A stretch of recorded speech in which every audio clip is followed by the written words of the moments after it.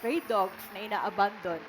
Marami tayong makikita sa kalsada na sinasagasaan. Kasi pag highway, syempre uunahin ng driver yung ano nila. So, sana pag mag-alaga tayo ng hayop, ituring natin silang miyembro ng pamilya natin.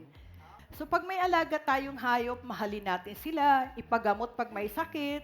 Kasi hindi sila nakakapagsalita. So kailangan natin silang um, obserbahan lagi. Kung hindi kumakain ng 2 beses na, takbo niyo na sa vet.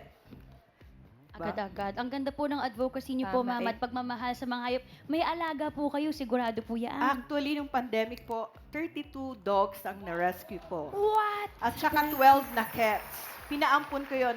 Sabi ko, tututok ako sa book reading para ma-educate yung mga bata. Magre-rescue ka ngayon, bukas meron na naman.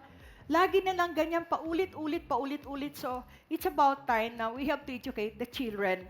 Para nga sabi ko, after 50 years sana, wala nang stray dogs, wala nang stray cats kasi na-educate na yung mga bata.